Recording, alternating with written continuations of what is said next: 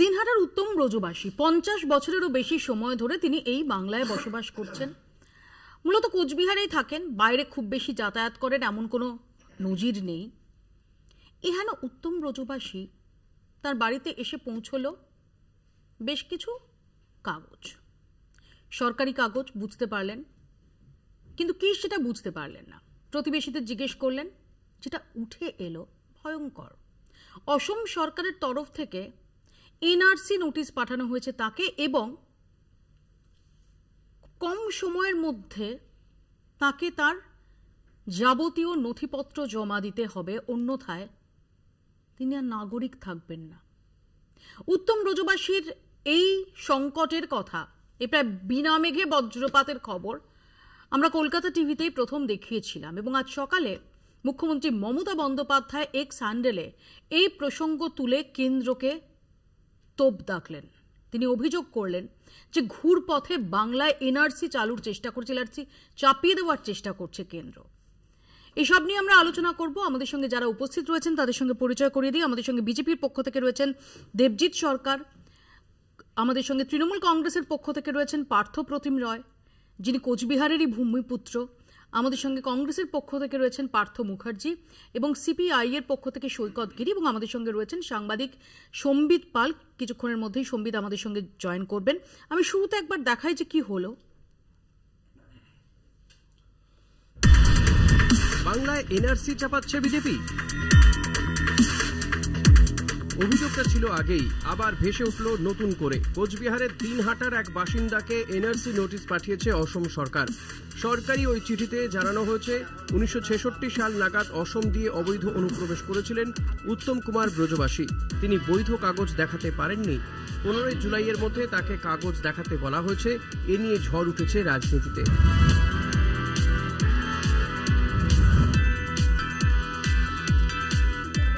মুখ্যমন্ত্রী মমতা বন্দ্যোপাধ্যায় এক্স হ্যান্ডেলে জানিয়েছেন, এটা গণতন্ত্রের ওপর পরিকল্পিত হামলা, নোংরা চক্রান্ত। কোচবিহারের দিনহাটার বাসিন্দা উত্তম কুমার ব্রজবাসীর কাছে বৈধ পরিচয়পত্র থাকা সত্ত্বেও অসমের ফরেনার্স ট্রাইব্যুনাল তাকে বিদেশি বা অবৈধ অনুপ্রবেশকারী সন্দেহে হেনস্থা করছে। বাংলার মানুষের পরিচয় মুছে ফেলার অপচেষ্টা চালাচ্ছে বিজেপি। সমস্ত বিরোধী দলের এ ব্যাপারে একজোট হওয়া উচিত। সাংবিধানিক কাঠামোকে ধ্বংস করা হলে বাংলা চুপ করে থাকবে না।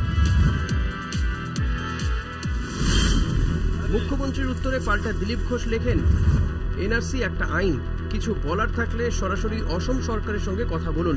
পশ্চিমবঙ্গের 25,000 মানুষ অসমে রয়েছেন, তাদের তথ্য রাজ্যে দেওয়া উচিত। না হলে নাগরিকত্ব নিয়ে সমস্যা হলে দায়ী থাকবে পশ্চিমবঙ্গ সরকার। এই রাজনৈতিক চাপানুতরের মধ্যেই ওই উত্তম ব্রজবাসীর জাতিগত শংসাপত্র তৈরি করার জন্য প্রশাসনকে নির্দেশ দিয়েছেন মুখ্যমন্ত্রী। ফলে আইনি জট কাটতে চলেছে। এই ব্যাপারটা নিয়ে মুখ্যমন্ত্রী হস্তক্ষেপ করেছে, অপরদিকে প্রশাসন এত তৎপর আপনাকে নিয়ে, কোথাও কি একটু আশা পাচ্ছেন, ভরসা পাচ্ছেন? ভরসা তো দিল এখন বর্তমান। আপনি কি আশ্বস্ত আছেন? কম আছে, একটু চিন্তা কমেছে। যে পরিবার বংশ পরম্পরায় দিনহাটায় বাস করে তাদের কাছে কিভাবে ওই চিঠি এলো তা নিয়ে প্রশ্ন উঠেছে। দুদিন আগে এ নিয়ে খবর করেছিল কলকাতা টিভি। তারপরে মুখ খোলেন তৃণমূল নেতারা। উত্তম কুমার ব্রজবাসী তিনি কিন্তু সংবাদ মাধ্যমে একথা বলেছেন যে তিনি জীবনে কখনো আসামে যাননি। আসলে একটা সমস্যা হয়ে গেছে, কেন্দ্রের সরকার, বিজেপির সরকার, বিজেপি দল, এরা হচ্ছে বাংলা বিরোধী, বাঙালি বিরোধী। যা কিছু হচ্ছে এই বাঙালিদেরকে নানাভাবে সমস্যায় ফেলবার জন্য এটা করা হচ্ছে। অসমের বিজেপি সরকারের ভূমিকায় ক্ষুব্ধ গ্রামবাসীরাও। এখানে তো হঠাৎ করে আমরাও মিথ্যে কথা করতে পারবো না। যেগুলো বাবু ঠাকুর দাদার থেকে আমরাও জানি, যা একসাথে বাস করি, এমনি হঠাৎ করে এনআরসি আওতায় বল, এটা তো আমরাও অবাক। আমরা জানি যে এখানে আমরা এখানকার নাগরিক, এর বাপ ঠাকুর দাদা চিনি গেলাম, আসাম থেকে হঠাৎ করে এনআরসি আসবে, এটা ঠিক না। তবে বিজেপির দাবি এটা সাজানো ঘটনা। এটা এনআরসি বন্ধ হয়ে গেছে, সিএ চালু হয়েছে, সিএ তে অ্যাপ্লাই করার সঙ্গে সঙ্গে এ নাগরিকত্ব পেয়ে যাবে। সুতরাং এই নিয়ে আর কোনো কথা বলার, মাননীয়ারও কোনো কথা বলার উচিত নয়, এবং মাননীয়ার যারা পার্ষদ আছে তারাও যেন চুপ থাকে। এই এনআরসি নিয়ে ভোটের আগেও ঝড় উঠেছিল, বিষয়টি খুঁচিয়ে তুলেছিল বিজেপি, আর তা নিয়ে সেবারও সরব হয়েছিলেন মুখ্যমন্ত্রী মমতা বন্দ্যোপাধ্যায়। 2026-এ ভোট কাছে আসায় ফের তাড়া করে এলো সেই এনআরসির ভূত, ফলে চাঞ্চল্য ছড়িয়েছে রাজনৈতিক মহলে। রবিউল হোসেনের রিপোর্ট, কলকাতা টিভি। আমি দেবজিতের কাছে শুরুতে আসি। দেবজিৎ, উত্তম ব্রজবাসী যে 50 বছরেরও বেশি সময় ধরে তিনি এই পশ্চিমবঙ্গে থাকছেন, পশ্চিমবঙ্গের বাসিন্দা, তিনি বলছেন যে তিনি আসাম জানেনই কখনো। হঠাৎ করে আসাম গভর্নমেন্টের তরফ থেকে এনআরসির নোটিশ আসছে তার কাছ থেকে। কোথাও ঘুর পথে এনআরসি চাপিয়ে দেওয়ার চেষ্টা, যে অভিযোগ মুখ্যমন্ত্রী মমতা বন্দ্যোপাধ্যায় করছেন। কোচ এবং রাজবংশী যারা রয়েছেন কমিউনিটির, তাদের উপরে কোনো রকমভাবে এই ধরনের ফরেনার্স ট্রাইব্যুনালের কোনো চিঠি আসবে না, এটা আসাম গভর্নমেন্ট থেকে ঘোষণা করা হয়েছে, আজকে নয়। এরকম কিছু কথা উঠেছিল বলে সেটা 11/4/25 ওখানকার যিনি নিবেদিতা গোস্বামী, যিনি ওখানকার ট্রাইব্যুনালের মানে পার্থ প্রতিম মজুমদার, নিবেদিতা গোস্বামীকে বলে secretary of government of Assam home and political affairs, তিনি এটা গভর্নমেন্ট অফ আসামের তরফ থেকে এটা ঘোষণা করেছিলেন। আমি যদিও ওই যে নোটিশটা এসেছে তার কপি আমি দেখতে পাচ্ছি না, শুধু এই একটা এসেছে, নোটিশ এসেছে এবং দুদিন ধরে শুনছি যে এরকম এরকম হয়েছে। আমার মনে হয় না এরকম কিছু হতে পারে। দ্বিতীয়ত, কিছু তথ্য আসামের এক নামে হয়তো অন্য লোক ছিলেন বা এরকম কিছু গোলমাল হতে পারে। যেটা মুশকিল, এই রাজ্য সরকারের কাছে বিভিন্ন রাজ্য, শুধু আসাম নয়, বিভিন্ন রাজ্য থেকে প্রচুর তথ্য চাওয়া হয়েছিল। ন্যাচারালি অনেক জায়গাতে ওই শ্রমিক যান, পরিযায়ী শ্রমিক বা অন্য ক্ষেত্রে, সেই তথ্যগুলো এই রাজ্যের সরকার বহু জায়গায় দেননি, বা যারা সংশ্লিষ্ট আধিকারিক আছেন তাদেরকে মৌখিক নির্দেশ, আমি দায়িত্ব নিয়ে বলছি, বিডিও বা এসডিওদের কাছে, অনেক ক্ষেত্রে ডিএম মানে ডিএম র্যাঙ্কের এডিএম এর কাছে একদম মৌখিক নির্দেশ দেওয়া হয়েছে নবান্ন থেকে যে এরকম তোমরা কিছু পাঠাবে না। এটা বহু ক্ষেত্রেই হয়েছে, সেন্ট্রালের কাছেও কিছু পাঠাতে মানা করা হয়েছে, সেটা তাদের নীতি থাকতেই পারে। কিন্তু ফল ভুগছে এরা। ইনি যাননি বলছেন, এনার কাছে কেন নোটিশ এসেছে আমার কাছে ক্লিয়ার নয়, কিন্তু যারা গিয়েছেন শুধু ইনি একমাত্র নন, এরপরেও অনেকের কাছে নোটিশ আসবে। যদি নথি না দেয় বা যদি ইনফরমেশন যদি না দেয় গভর্নমেন্ট অফ ওয়েস্ট বেঙ্গল তার নিজের যা নাগরিকদের সম্বন্ধে, অন্য নাগরিকদের, এটা তো এরকম নয় যে এটা একটা আলাদা দেশ, এটা একটা রাজ্য, এক রাজ্য অন্য রাজ্যের নাগরিক মানে যারা ডোমিসিল তাদের কাছ থেকে নথি মানে সেই বিষয়ে জানতে চাইতেই পারেন। আমাদের এখানে যদি কোনো বিহার বা উত্তরপ্রদেশ কিংবা তামিলনাড়ু কিংবা আসাম থেকে যদি কেউ আসেন, মণিপুর থেকে কেউ আসেন, আমাদের রাজ্য সরকার চাইবেন না তার সম্বন্ধে যদি কিছু জানার থাকে চিঠি দিয়ে জানতেই পারেন। আমি যদি একটু বলে দিই যে তৃণমূল কংগ্রেস একটু আগে আবারও এই ইস্যুতে সুর চড়িয়েছে, তারা এক্স হ্যান্ডেলে আবারও পোস্ট করেছে। আমার প্রশ্ন দেবজিৎ তোমার কাছে, যে যেখানে দাঁড়িয়ে আমরা দেখছি শ্রমিক ভট্টাচার্য সদ্য রাজ্য বিজেপির সভাপতি হলেন, একেবারে শহুরে বাঙালির প্রতিনিধি, যেখানে আমরা দেখতে পাচ্ছি যে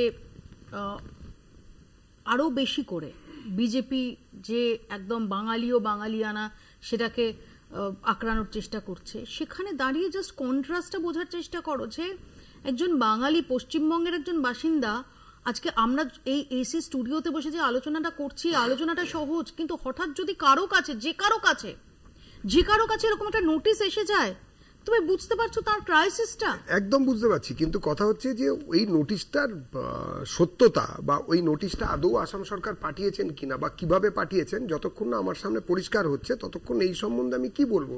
আপনাদের কাছেও তার কোনো কপি নেই, আপনাদের কাছে তার কনসিকোয়েন্সগুলো আপনারা দেখাচ্ছেন যে ভদ্রলোক দৌড়ে যাচ্ছেন। ন্যাচারালি আমার কাছে যদি একটা চিঠি আসে, এই তৃণমূলের পশ্চিমবাংলায় তো সবই সম্ভব, কে যে কার কাছে কি পাঠাচ্ছে সবকিছু বাদ দিয়ে কোথায় কুচবিহার দিনহাটার উত্তম ব্রজবাসী তার কাছে গিয়ে পৌঁছলো, একদম কোথাও থেকে তো শুরু করতেই হয়। আমার কাছে এলো না, আমার কাছে এলো না, আমি তো সেটাই ভাবছি যে আমাদের কাছে এলো না, বা হয়তো তৃণমূলের যারা লোকজন, বা আমি জানি না, এখনো জানি না, যে আমি কাউকে আমি অ্যাকিউজ করতে চাই না, যতক্ষণ না নোটিশের কপি আমার চোখের সামনে আসছে, তো কেন উনি ভয় পেয়েছেন, সেখানে কি লেখা ছিল সেটা ভয় পাবে না দেবজিৎ, কি বলছো? না, কিসের জন্য ভয় পেয়েছেন, মানে কি লেখা ছিল নোটিশটাতে, নোটিশের একটা কপি যদি পরিষ্কার করে যদি স্ক্রিনে দেখানো যায়, তাহলে এটা নিয়ে বলা যেতে পারে যে নোটিশটা আদৌ কি এসেছিল। পার্থদার কাছে আসি, পার্থদা একদম কোচবিহারেরই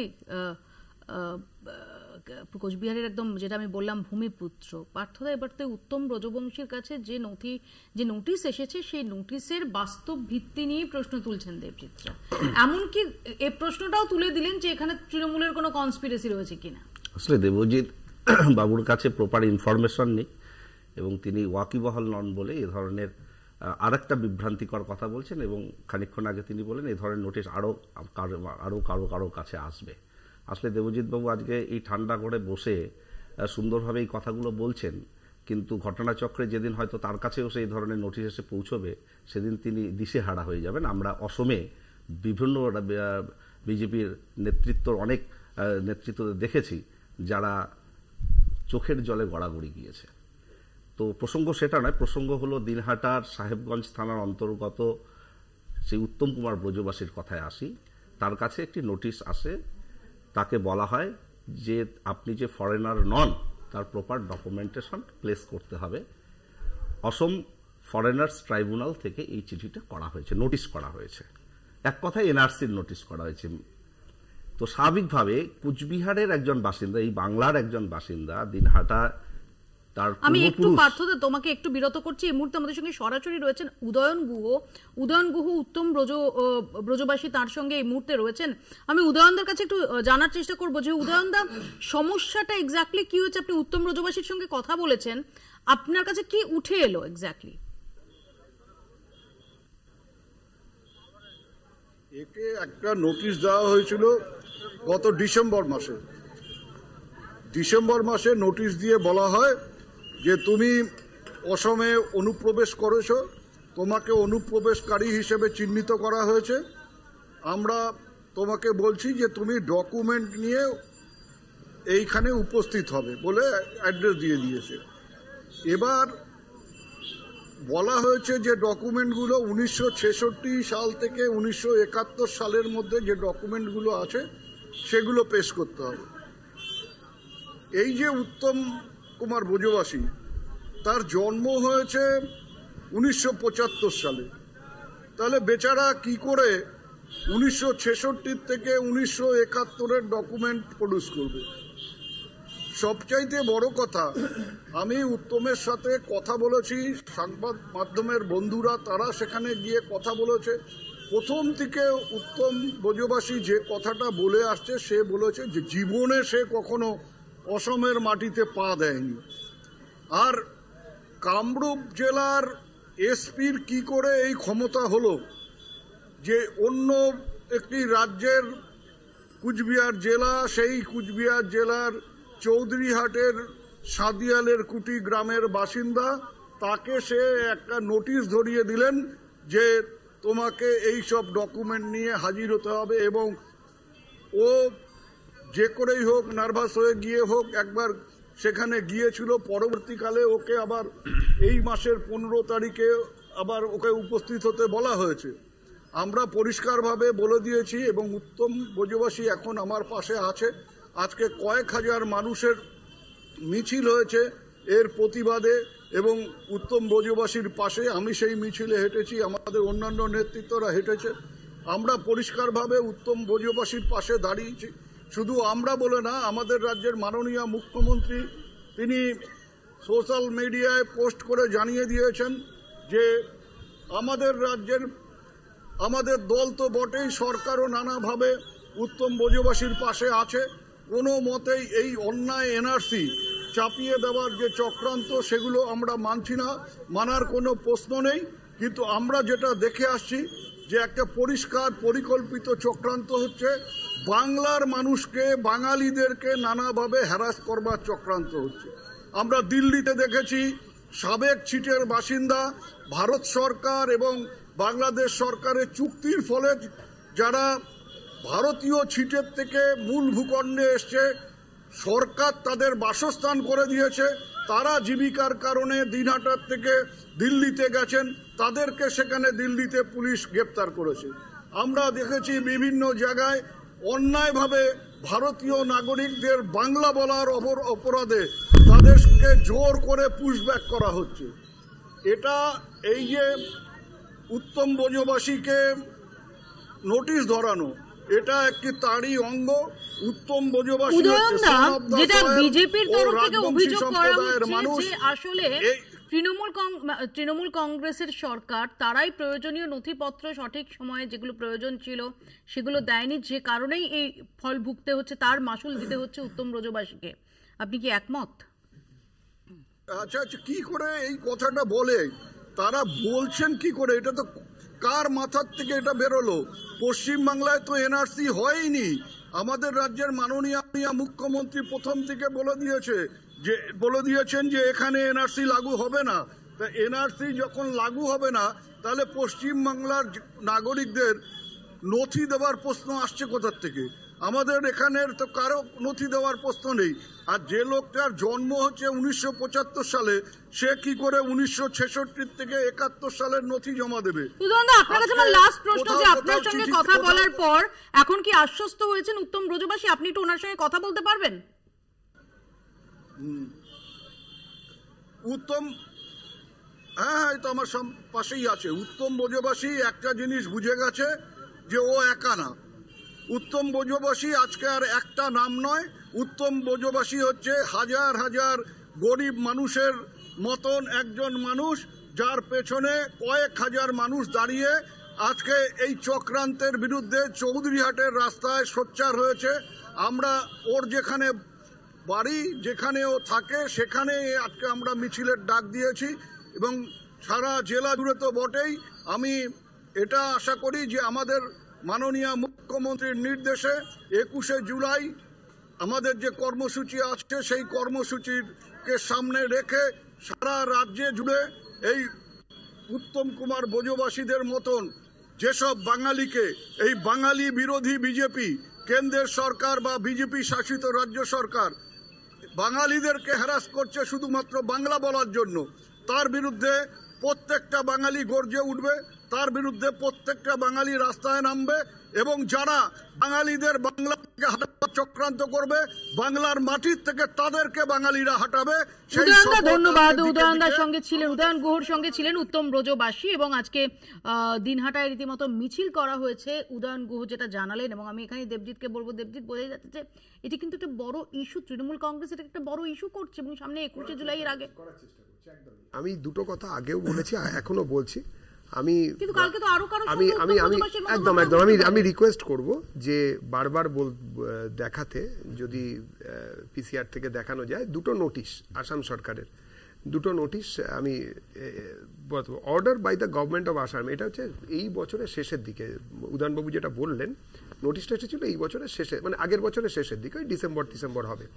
আর আমার কাছে যে নোটিশগুলো আছে গভর্নমেন্ট অফ আসামে, সেটা হচ্ছে 4/2/25, আর হচ্ছে 4/2/25 একটা আছে, আরেকটা আছে হচ্ছে 11/4/2025, রিসেন্ট। দুটোই হচ্ছে চিফ মিনিস্টারের ঘর থেকে ইস্যু হওয়া, চিফ সেক্রেটারি ইস্যু করেছেন এবং সেখানে বলেছেন যে এই ধরনের এই ফরেনার্স ট্রাইব্যুনাল, মানে FTO, ফরেনার্স ট্রাইব্যুনালের যে অফিস আছে, সেখান থেকে এই ধরনের এই 4টে, মানে এই কুচবিহার ইত্যাদি এলাকার যারা মূল লোক, এখন বাংলাদেশ থেকে এসে তাদের উপরে তো কেউই, এখানে যারা আমরা বসে আছি তারা আশা করি কেউ বলবে না যে বাংলাদেশ থেকে আসা লোকেদের উপরে এই ধরনের নোটিশ আসবে না, কিন্তু যারা এই 4টে কমিউনিটির পুরনো, একদম পরিষ্কার বলছে, in view of above with reference to the subject cited above I am directed to inform you. কে বলছেন? এটা হচ্ছে from Sri Partho P. Mojumdar, IAS, Secretary to the Government of Assam, Home and Political Department, Janata Bhavan, Dishpur, Assam. সবাইকে পাঠাচ্ছেন। With reference to the subject cited above, withdrawal of case against person belonging to Koch Rajbongshi community. I am directed to inform you that the government has decided to withdraw all cases pending against people belonging to Koch Rajbongshi community in various foreigners tribunals of Assam. এবারে আসাম গভর্নমেন্টের এনারা একটা central অ্যাক্টকে কেন লাগু হতে দেবেন না, কোন আইনে, এবং এনারা চাইছেন যে এখানটা মোটামুটি এই রোহিঙ্গা এবং বাংলাদেশিদের হাবে পরিণত হোক। আমি তাই বলছি, আমি আবারও বলছি, আমি ওটাকে সমর্থন করছি না।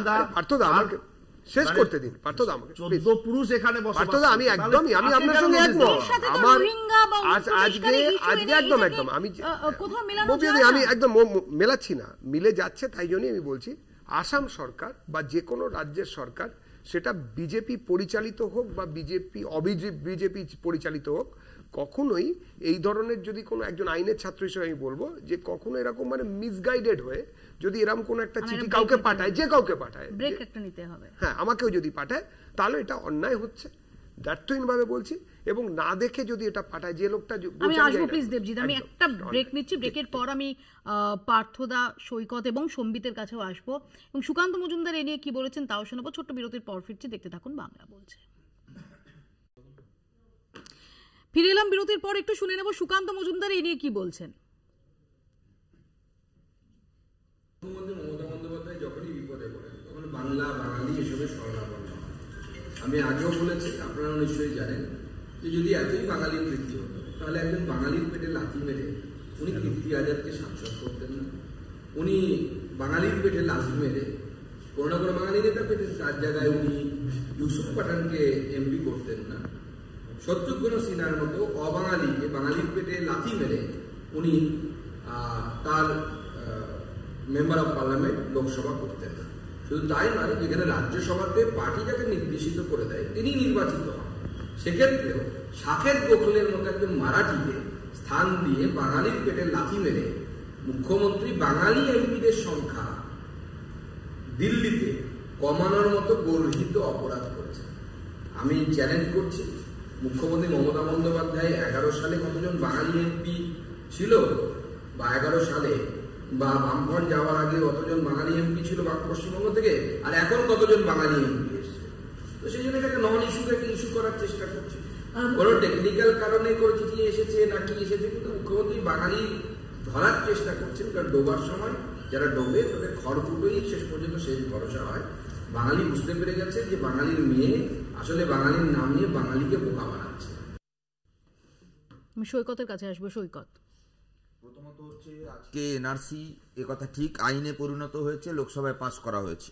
আজকে তৃণমূল কংগ্রেস, উদয়নবাবুরা, পার্থবাবুরা বা তৃণমূল কংগ্রেস অফিসিয়ালি যে স্ট্যান্ড নিচ্ছেন, এই স্ট্যান্ডটা যখন এনআরসি পাস হচ্ছিল তখন যদি একবার মিমি নুসরতদের বোঝাতে পারতেন, যদি 4 জন এমপি কেউ জন্মদিন কেউ শুটিং এইসব করে ব্যস্ত না থাকতেন, তাহলে এনআরসি বিলটা পাস করাতে তৃণমূল কংগ্রেস এমপিরা ভোট দিলে পাসটা হতো না।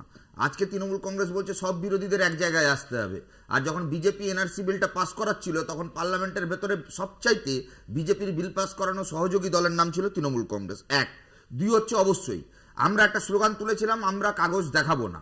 এই রাজ্যের মাটিতে এনআরসি হোক, সিএ হোক কিংবা অন্যান্য যা যা জনবিরোধী আইন, জনসংখ্যার নামে, জনগণনার নামে কিংবা এই ট্রাইব্যুনালগুলোর মাধ্যমে চিঠি আসছে, প্রথম থেকে আমাদের অফিসিয়াল স্ট্যান্ড ছিল তৃণমূল বাদ দিয়ে ইন্ডিয়া ব্লকের সমস্ত রাজনৈতিক দল একসঙ্গে সিদ্ধান্ত নিয়েছিল যে আমরা তীব্রভাবে এনআরসি বিরোধিতা করব। আপনাদের মনে থাকা উচিত, ডিটেনশন ক্যাম্প আসামের পর প্রথম নিউ টাউনে যে সরকার জমি দিয়েছিল সে মমতা বন্দ্যোপাধ্যায়ের সরকার। অমিত শাহ এনআরসি বিরোধী আগুনে যখন গোটা বাংলা জ্বলছে তখন অমিত শাহর হেলিকপ্টার এই রাজ্যে নামতে মমতা বন্দ্যোপাধ্যায়ের সঙ্গে দেখা করে ভুবনেশ্বরে লাঞ্চ করতে মমতা বন্দ্যোপাধ্যায় গেছিলেন। এনআরসি বিরোধী আন্দোলনের মুখ আনিস খানকে পুলিশ দিয়ে খুন করিয়েছিল এই মমতা বন্দ্যোপাধ্যায় সরকার। তার ফলে এই নকল লড়াই আসলে কিছুই হবে না, মানুষকে বিপদে পড়তে হবে। আর বিজেপি দেবজিৎ তাদের দিকে আমার প্রশ্ন, আপনারা নাকি বলছিলেন এনআরসি করে সব ওই বাংলাদেশি মুসলমান তাড়াবেন, কোথায়? উনি তো হিন্দু দেখলাম। এবং আমি বলছি তাহলে মূলবাসী, আদিবাসী, এই ভূখণ্ডের যারা মূল মানুষ, সেই হিন্দু সম্প্রদায়ের একদম প্রান্তিক সবচাইতে গরিব গ্রামের মানুষদের সব টার্গেট করা হচ্ছে, যারা ডকুমেন্ট সম্পর্কে আইডিয়া নেই, যাদেরকে হ্যারাস করা হচ্ছে। আমি লাস্ট লাইন শুধু বলছি, গোটা দেশ আজকে আমরা যখন এই আলোচনা করছি এনআরসির মতো, আবার আগামী দিনে সমকোট বিল, কৃষিজ পণ্যের সহায়ক মূল্য, কৃষি ঋণ মকুব, এই দাবিতে আগামীকাল ধর্মঘট ডেকেছে। বিজেপির বিরুদ্ধে ধর্মঘট, ইন্ডিয়া ব্লকের সব দল কালকে রাস্তায় থাকবে, একমাত্র তৃণমূল কংগ্রেস এই রাজ্যে কালকে ধর্মঘটের বিরোধিতায় পুরো সরকার নামিয়ে দিয়েছে, পুলিশ নামিয়ে দিয়েছে। আপাতত রাজনীতির কথা বাদ দিয়ে একটা গরিব রাজবংশী মানুষ যখন এই নোটিশটা পায়, আপনি ভাবুন, তাকে বলা হচ্ছে যে 66 থেকে 71 তুমি এসেছো। চিন্তা করুন, 1975 সালে জন্ম, তাকে দেখলে আমরা বলতে পারি 66 সালে হলে তার এমনি তার আজকে 61 বছর আগের ঘটনা। সে যদি এক দেশ থেকে আরেক দেশে আসে তার অন্তত 70-75 বছর বয়স হওয়ার কথা, কিন্তু মানুষটাকে দেখলে বোঝা যায় 66 সাল থেকে যেটা জানছি যে তার বাবার সেখানে ভোটার লিস্টে নাম আছে।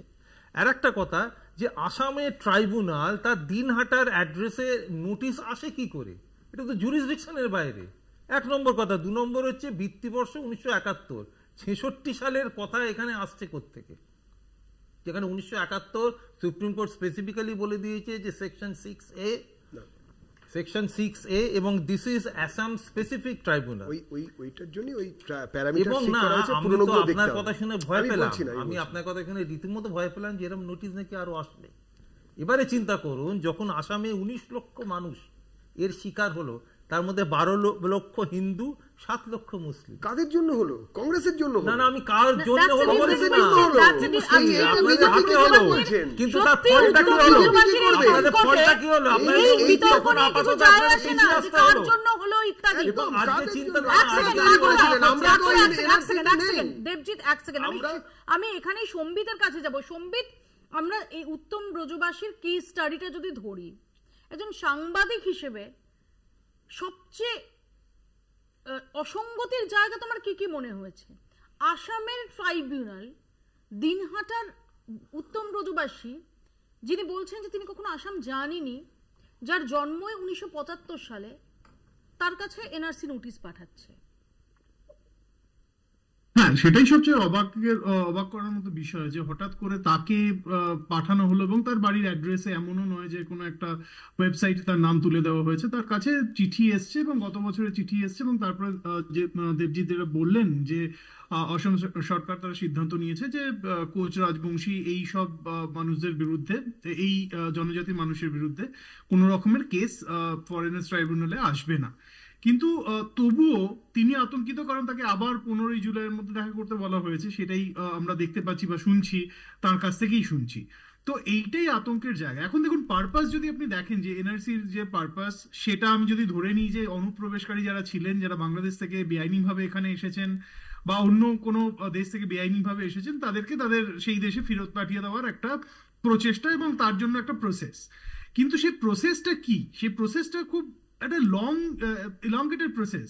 এই আমরা আসামের এনআরসির কথা বলছি, সেটা একদিনে হয়নি, সেটা কত বছর ধরে তার একটা প্রসেস মধ্যে দিয়ে গেছে, তার নিয়ম বিধি ঠিক হয়েছে, তারপরে সেখানে থেকে চিহ্নিত করা হয়েছে কারা অনুপ্রবেশকারী, তার একটা প্যারামিটার ঠিক করা হয়েছে, ইত্যাদি ইত্যাদি। এবার দেখুন যে সেইটা কিন্তু অন্যান্য জায়গায় আমরা যদি ধরেও নিই, যেটা দেবজিৎদা বলছিলেন যে অন্যান্য মানুষদের কাছেও, অন্যান্য নাগরিকদের কাছেও, যারা ভারতবর্ষের নাগরিক কিন্তু হয়তো আসলে ভারতবাসী নন বা অন্য কোনো দেশ থেকে বেআইনিভাবে এসেছেন, তাদের কাছেও এই চিঠি পৌঁছতে পারে। এবং শুধু তাই তো নয়, এবং এটা যে কারোর কাছে পৌঁছতে পারে সেটাই তো আমাদের কাছে মনে হচ্ছে এবং সেটাই আতঙ্কের বিষয়। তো সেই প্রসেসটা যদি আপনি ঠিক মতো ভাবে শুরু না করেন, সেটা না করে যদি এবং অ্যাব্রাপ্টলি এরকম ভাবে একটা অন্য রাজ্য থেকে চিঠি আসতে আরম্ভ করে, বা আমরা যেটা যে ঘটনাগুলোর উল্লেখ করা হলো আলোচনার মধ্যে, যে দিল্লিতে এরকম হয়েছে, মহারাষ্ট্রে এরকম হয়েছে, যে বাংলা বললেই এখন একটা আতঙ্কের সৃষ্টি হচ্ছে বাঙালিদের মধ্যে, যারা অন্যান্য রাজ্যে রয়েছেন, যে আমি বাংলা বললেই বাংলাদেশী হিসেবে চিহ্নিত হয়ে যাব কিনা। এবারে রিয়ালিটি ঘটনা ঘটেছে সম্বিত, এক্স্যাক্টলি। তো সেই আতঙ্কটা তৈরি হচ্ছে মানুষের মধ্যে, সেটা তো মারাত্মক। এবং আপনাকে যদি বলা হয় যে একটা নথি জোগাড় করতে হবে, আপনি যারা শিক্ষিত মধ্যবিত্ত শহুরে মানুষ, তারা আমরা হিমশিম খাবো। এবারে যারা গ্রামে আছেন, এবং আসামের ঘটনা যদি আপনি ধরেন, আমি আসামে গেছি, সাংবাদিকতা করেছি, সেখানে কত ধরনের রায়েট মতো হয়েছে, রায়েটের ফলে ঘর ছাড়া হয়েছেন মানুষজন, তাদের বন্যা হয় এখানে প্রতি বছর, সেখানকার মানুষজন সেই নথিপত্র সংগ্রহ করতে কি সমস্যায় পড়েন। বা আমাদের এই রাজ্যেও একইভাবে সাধারণ মানুষ যারা গ্রামে থাকেন, যারা বন্যা কবলিত এলাকায় থাকেন, তাদের ক্ষেত্রে নথিপত্র জোগাড় করে কি মারাত্মক একটা অসুবিধার সৃষ্টি হবে। এবং সেটার এক্সটেনশন, এই এনআরসিটাকে আমি যে কথা আরেকবার বলার চেষ্টা করব, সেটা হচ্ছে যে পারপাস ভালো, ইন্টেন্টটা কি সেটাও আপনাকে দেখতে হবে। কারণ এনআরসিটা আপনি পুরোপুরি লাগু করছেন না সার্বিকভাবে, না করে আপনি এরকম ভাবে হঠাৎ করে চিহ্নিত করছেন কিছু মানুষকে, যাদেরকে প্রমাণ করতে হবে যে তারা ভারতবর্ষে জন্মেছেন বা তাদের পিতৃপুরুষরা ভারতবর্ষে ছিলেন। আপনি ধরে নিন বিহারে কি হচ্ছে ইলেকশনের আগে, আমাদের বাংলাতেও ইলেকশন আসছে সামনের বছর, সেখানেও কি এরকম হবে কিনা। এই আতঙ্কের পরিবেশটা তৈরি করে একটা সামাজিক অস্থিরতা তৈরি হতে পারে বলে আমার ধারণা, এবং সেটাই হচ্ছে সবচেয়ে বড় ইস্যু এখানে। আমি এখানে আসবো সম্বিত যে কথা বলছে, যে এটাকে বিচ্ছিন্ন ঘটনা হিসেবে তো দেখা যাচ্ছে না। আমরা একাধিক রাজ্যে দেখছি যে বাংলা ভাষায় কথা বলার কোট আনকোট অপরাধে তাদের বাংলাদেশি হিসেবে চিহ্নিত করা হচ্ছে। এবং শুধু তাই নয়, একাধিক এরকম ঘটনা ঘটেছে যেখানে রীতিমতো তাদের পুশব্যাক করে বাংলাদেশে পাঠিয়ে দেওয়া হয়েছে, তারপর তাদের আবার যখন হইচই পড়েছে তাদের ফিরিয়ে আনার প্রসেস, সেটাকে সেই ইনিশিয়েটিভ নেওয়া হয়েছে। এই প্রশ্ন তাই বারবার উঠছে যে কোথাও কি ঘুর পথে বা অতি সম্প্রতি যদি আমরা বিহারের ভোটার তালিকার যে সংশোধন যে ইন্টেন্সিভ যে সংশোধনের প্রক্রিয়া যেটা সামনে এসেছিল জানিয়েও তৃণমূল কংগ্রেস তারা আপত্তি জানায় এবং পরবর্তীকালে ব্যাখ্যাও দেওয়া হয় ইলেকশন কমিশনের তরফ থেকে, সে প্রসঙ্গও যদি ধরি দেখুন। বিহারে ভোট সামনেই, আর তার আগেই সেখানে নির্বাচন কমিশনের বিশেষ নির্দেশ। 24শে জুন কমিশন ঘোষণা করেছে বিহারের ভোটার তালিকার বিশেষ সংশোধন করা হবে। যাদের নাম ওই তালিকায় থাকবে তাদের নির্দিষ্ট নথি দেখাতে হবে। কি সেই নথি?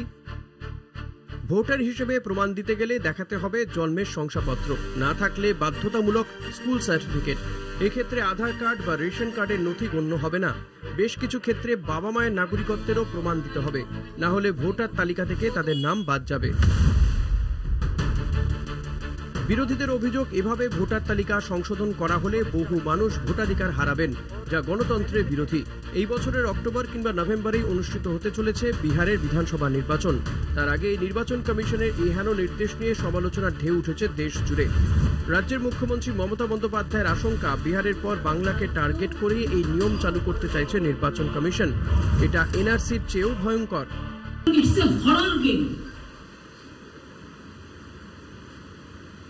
I request the Election Commission rectify the election list with proper guidelines of the common people so that no name will be who are the proper voter, no name will be deleted. BJP যদি মনে করে যে Indian democracy are the bonded labour, তাহলে কিন্তু তারা ভুল করছে, এটা বুমেরাং হয়ে যাবে। বাংলায় যাতে এই প্রক্রিয়া চালু করতে না পারে কমিশন, তার জন্য সুপ্রিম কোর্টের দ্বারস্থ হয়েছেন তৃণমূল সাংসদ মহুয়া মৈত্র। ওই নির্দেশ বাতিলে আবেদন জানিয়েছেন তিনি। একই দাবিতে আদালতের দ্বারস্থ হয়েছে আরজেডি থেকে কংগ্রেসও। বিরোধীদের দাবি, নাগরিকত্ব নিয়ে ছেলে খেলা করতে চাইছে বিজেপি, তাই কাজে লাগানো হচ্ছে নির্বাচন কমিশনকে। আর এতে সবচেয়ে বিপন্ন হতে পারে বাংলার মানুষ। এর মধ্যেই বাংলাদেশি সন্দেহ করে বিভিন্ন রাজ্যে বাঙালি খেদা অভিযান শুরু হয়েছে।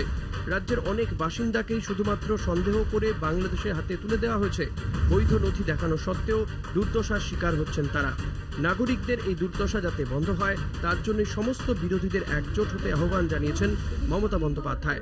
কলকাতা টিভি। তো পার্থ প্রতিমের কাছে আমার এটাই প্রশ্ন যে পার্থ, এই উত্তম ব্রজবাসীর ঘটনা, এটা কোনোভাবে একটা ভুল চুক হোক বা কিছু একটা বিচ্ছিন্ন ঘটনা হিসেবে আপনারা দেখছেন না কেন? কেন আপনারা মনে করছেন যে আসলে বাংলায় ঘুরপথে এনআরসি চাপিয়ে দেওয়ার চেষ্টা চলছে? দেখুন, এটাকে বিচ্ছিন্ন ঘটনা এই কারণেই বলছে না, এই বিজেপির প্রতিনিধি তিনি স্পষ্ট করলেন যে এর পরপর আবার অনেকের কাছে এই ধরনের নোটিশ আসতে শুরু করবে। এবং আপনি দেখুন, আপনি কিছুক্ষণ আগে দেখালেন স্পেশাল ইন্টেন্সিভ রিভিশন যে ভোটার লিস্টে হচ্ছে এই বিহার ভোটের ঠিক আগ মুহূর্তে, আগামী বছর বাংলার ভোট। আবার দেখুন আবার দেখুন সেটা পিছিয়ে এসেছে বিভিন্নভাবে, তার বিরুদ্ধে প্রতিবাদ গড়ে উঠেছে বলে।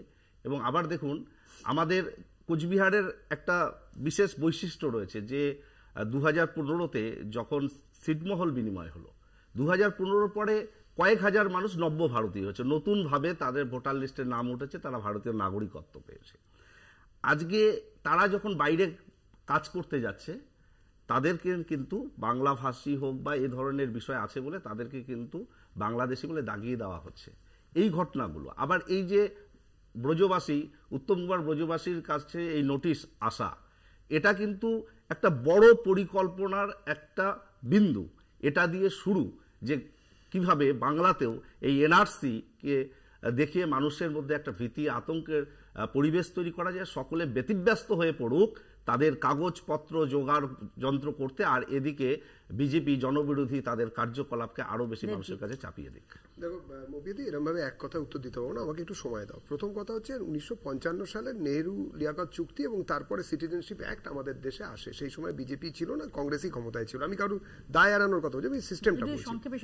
এবং সব থেকে বড় কথা, এরপরে বিভিন্ন সময় আসাম এবং গুজরাট এবং নিচের দিকের একটি মানে দক্ষিণী একটি রাজ্য, তারা মোটামুটি এই এনআরসিকে মেনে নেয়, মানে সিটিজেনশিপ অ্যাক্টকে মেনে নেয় এবং সেই অনুযায়ী ছানবিন চলতে থাকে। দুর্ভাগ্যের বিষয় আমাদের পশ্চিমবঙ্গের এখানে শুধুমাত্র মমতা বন্দ্যোপাধ্যায় সেই কাগজ ছুড়ে দিয়েছিলেন, অনুপ্রবেশ এসেছে মানে উনি মেনে নিয়েছিলেন, সেটা আমি বলবো না। তার আগে সোমনাথ চ্যাটার্জি এবং ইন্দ্রজিৎ গুপ্ত, তারা শুধু সাংসদ নন, সেই সময় তারা স্পিকার এবং ডেপুটি স্পিকার এইরকম পজিশনে থেকে তারা এই ব্যাপারটাকে বলেছিলেন 1,30,00,000 একজন, আর 1,80,00,000, 1 কোটির কাছাকাছি আরেকজন বলেছিলেন। তা সুতরাং এটা বোঝা যাচ্ছে অন্তত সেই সময়ের হিসেবেও 1 কোটি লোক, মানে সোমনাথ বাবু থেকে মমতা দেবী, এই যদি একটা টাইম ফ্রেম আমরা ভাবি, 1 কোটি থেকে 1.5 কোটি বাংলাদেশি অনুপ্রবেশকারী আমাদের বাংলাদেশ মানে পশ্চিমবাংলা এসে বেশ বহাল তবিয়াতে আছে। এবারে তাদেরকে মানে ছানবিন করার জন্য যেটা দরকার সেটা হচ্ছে এনআরসি লাগু করার দরকার, এবং সেটা লাগু হয়েছে, কিন্তু মমতা বন্দ্যোপাধ্যায় সেটা চালু করতে দিচ্ছে না। এখন আমার যেটা ধারণা, প্রথম কথা আমি দুটো কথা বলবো। এই আসাম থেকে যদি এরকম কোনো চিঠি এসে থাকে, এই রাজ্য সরকারের উচিত সরাসরি আসাম সরকারের কাছে তার জবাব চাওয়া, একদম প্রশাসনিকভাবে, যে তুমি আমার রাজ্যের একজন ডোমিসিলকে তুমি এইভাবে জানতে চাইতে পেরেছো কিনা। সেই শুধু মুখে এই বিবৃতির লড়াই দিয়ে লাভ নেই, 1 নম্বর। 2 নম্বর হচ্ছে এনআরসি যদি না হয় মৌপিয়াদি, তাহলে যেটা ভুগবে আমাদের রাজ্যের মানুষরা, পরিযায়ী তো থাকবেই, কেননা মোটামুটি এতদিন ধরে তো চলেছে, এই তারা ওখানে গিয়ে এইরকম ধরনের সমস্যায় পড়বে। না তারা বাংলা ভাষায় পড়বে না, বাংলা ভাষী বলে না, বাংলা ভাষা প্রচুর বাংলাদেশিকে ধরা হয়েছে বাংলাদেশি। বিজেপির রাজ্যসভা সাংসদ অনন্ত মহারাজ বিজেপি সম্পর্কে একদম কারেক্ট বলেছে, অর্ধ উন্মাদ সভাপতি, অর্ধ উন্মাদ বিজেপি। এখন মুশকিল হচ্ছে বিজেপি বঙ্গাতে গিয়ে বলবে সিএ করবো কি করবো না, দিয়ে বঙ্গা মতুয়া ভোট ব্যান নেবে, আর কোচবিহারে গিয়ে মিশ্র এলাকায় গিয়ে বলবো মুসলমান তাড়াতে এনআরসি প্রয়োজন, আর কলকাতায় স্টুডিওতে বসে দেবজিৎদা বলবে 1 কোটি এক্সট্রা লোক আছে, 10 লাখ লোক আছে।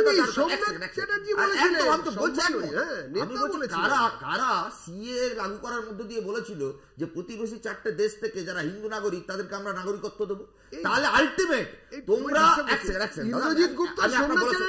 একদম তো বলছি একদম, আমিও তোমার সঙ্গে একমত, যদি এই দেশে অনুপ্রবেশকারী থাকে তাদের চিহ্নিত করো, কিন্তু অনুপ্রবেশকারী রোহিঙ্গা বাংলাদেশি এইসব কালচারের নামে একটা বাঙালি সেন্টিমেন্টের বিরোধী একটা আবহাওয়া তৈরি করবো, এটা সঠিক। আমি 1 লাখ মুখে 1 লাখ শেষ করছি। আমি যে বাঙালি বলে সবচাইতে বেশি মহারাষ্ট্র উত্তরপ্রদেশে বাঙালি পরিযায়ী শ্রমিকদের পেটানো হচ্ছে, এখানে এনআরসির বিরুদ্ধে তৃণমূল মিছিল করছে, ওয়াকআপের বিরুদ্ধে প্রতিবাদ করছে। আচ্ছা, একটা কোনো ঘটনায় ওয়াকআপ এনআরসি বাঙালি পেটানো, একবার তৃণমূল কংগ্রেস, না সুপ্রিম কোর্ট, না পার্লামেন্ট, না মহারাষ্ট্র সরকার, না ইউপি সরকার কোথাও কোনো কথা বলেছে?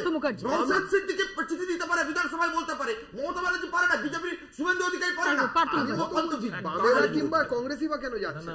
ভয়টা হচ্ছে যে সেই অমিত শাহের কথা ক্রোনোলজি সমাজে, সেই জন্য এটাকে বিচ্ছিন্ন ঘটনা বলে মনে করা যাচ্ছে না। আরো কেন যাচ্ছে না কেন? ইদানিংকালে 3খানা ক্ষেত্রে পুশব্যাক করেছেন আপনারা, 3টে ক্ষেত্রেই ভুল প্রমাণিত হয়েছে। আজকে চিন্তা করুন, এই দিককার মানুষকে আপনি বলছেন যে তুমি অনুপ্রবেশকারী বলে তাকে পুশব্যাক করে পাঠিয়ে দিলেন, এবার তারা সেখানে গ্রেপ্তার হয়ে বসে রয়েছে, তারা বলছে যে তুমি আমার দেশে অনুপ্রবেশকারী, সরকার তাকে ঠেলে পাঠিয়েছে। তা সেই লোকগুলো কি করবে? 3টে ক্ষেত্রেই আপনারা ভুল প্রমাণিত হয়েছে। আজকে আপনাদের চিন্তা করতে হচ্ছে, আপনাদের রাস্তা খুঁজতে হচ্ছে কি করে তাদের ফেরত আনা যায়। শুনুন, আসামে আমরা 83,000 মানুষকে ফেরত পাঠিয়েছি। আমাদের সমাজ গত 15 বছরে আমরা 83,000 মানুষকে ফেরত পাঠিয়েছি, এটা সরকারি উন্নতি। আর আপনারা 3টে ক্ষেত্রেই ভুল প্রমাণিত হলেন। এইটা মানে চেঁচামেচি করে আসর গরম করে লাভ নেই। যেটা পার্থবাবুও বলেছেন বা আমিও যেটা বলার চেষ্টা করছি, যে এতই যদি এই সৈকত ভাইও যেটা বললো, সত্যি তো আপনারা হাইকোর্ট বা সুপ্রিম কোর্ট গুলোতে যাচ্ছেন না কেন বলুন তো? কোথায়? কেরালায় কেন? বাংলায় আলোচনা কি? আলোচনা কি মালায়ালদের জন্য? আলোচনা কি মালায়ালদের নিয়ে হচ্ছে? যান না হাইকোর্টে, যান না। মামলা দুটো ক্ষেত্রে এটা বলছি না। দুর্ভাগ্যজনক যে একটা অসম গভর্নমেন্ট ফেডারেল স্ট্রাকচারকে মান্যতা দিয়ে একটা পশ্চিমবঙ্গ সরকারের বাসিন্দা, পশ্চিমবঙ্গের বাসিন্দাকে নোটিশ পাঠাচ্ছে, সেটা না দেখে এই নাগরিকত্বের মতো সেনসিটিভ ইস্যুতে কিভাবে নোটিশ পৌঁছায়? এটা এত দায়িত্ব জ্ঞানহীনতা কেন? দায়িত্ব জ্ঞানহীনতা কেন? ওটা একবার হেমন্ত বিশ্ব শর্মাকে প্রশাসনের কপি করতে হবে, রাস্তায় দাঁড়িয়ে প্রতিবাদ করা হবে। কারণ বিজেপির একটা কালচার পরিণত হয়েছে, তারা ভারত সরকারকে কি মনে হয় যে উত্তম ব্রজবাসীর এই ঘটনাটা, যেটার অন্তত এখন পর্যন্ত একটা সমাধান সূত্র বেরিয়েছে বলে মনে করা হচ্ছে, স্বস্তির ছাপ উত্তম ব্রজবাসীর পরিবারের, অর্থাৎ বিষয়টাকে এখানেই দি এন্ড বলে দেওয়া যায়, নাকি আসলে আশঙ্কার জায়গা থাকছে? আশঙ্কার জায়গা তো থাকছেই, কারণ শুধু এটা উত্তম ব্রজবাসীর ব্যাপার নয়, এটাকে বিচ্ছিন্নভাবে দেখার কথা নয়। আপনি সারা ভারতবর্ষেই যদি বাংলায় কথা বলেন, আপনাকে বাংলাদেশী হিসেবে চিহ্নিত করাটা সহজ হয়ে পড়ছে অন্যান্য রাজ্যের প্রশাসনের কাছে, এবং পুরো দায়িত্বটা বর্তাবে কিন্তু সেই মানুষটির ওপরে যাকে ধরা হচ্ছে যে তিনি এই ভারতবর্ষের নাগরিক, তিনি এখানে জন্মেছেন বা তার পিতৃপুরুষরা এখানে জন্মেছেন, সেটা প্রমাণ করার দায় তাদের ওপরে। এবং এতে সবচেয়ে বেশি কিন্তু আতঙ্কের কারণ হচ্ছে, আমাদের সবারই আতঙ্কের কারণ, কিন্তু সবচেয়ে বেশি হ্যারাস্ট হবেন কিন্তু সাধারণ গরিব মানুষ, যারা দু পয়সা রোজগার করার জন্য রাজ্যের বাইরে যাচ্ছেন বা রাজ্যের মধ্যেই হয়তো কাজ করছেন, তারাই কিন্তু সবচেয়ে বিপদে পড়বেন। সেটা একটা আশঙ্কার বিষয়। ঘটনাচক্রে সম্বিত বাঙালি টার্গেট হচ্ছেন কেন? এটা কি কারণ হচ্ছে বাংলাদেশ, কারণ মূল লক্ষ্য তো বাংলাদেশ থেকে আসা যারা অনুপ্রবেশকারী তাদেরকে এই রাজ্য, এই দেশ থেকে সরিয়ে দেওয়া। এটাই তো আসামেও তাই হয়েছে এবং পশ্চিমবঙ্গে সেটা করার কথা, এবং তারপরে রোহিঙ্গা, সেটা তো একটা অ্যাডিশনাল একটা বিষয় থেকেই যাচ্ছে। তো এবং সেই কারণেই হচ্ছে, এবং সাধারণ মানুষের কাছে, পশ্চিমবঙ্গের বাইরে সাধারণ মানুষের কাছে আজকাল এই বার্তাটা পৌঁছে যাচ্ছে যে বাংলা বলে মানেই হয়তো বাংলাদেশি। এই জায়গাটায় তোমাদের ভোকাল হতে কোথায় দেখছি আমরা?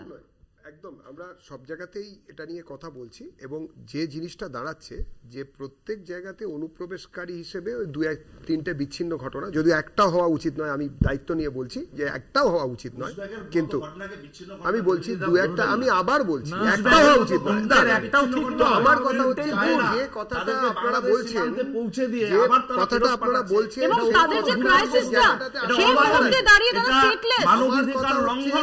আপনারা এনআরসি চালু করতে দিচ্ছেন না কেন?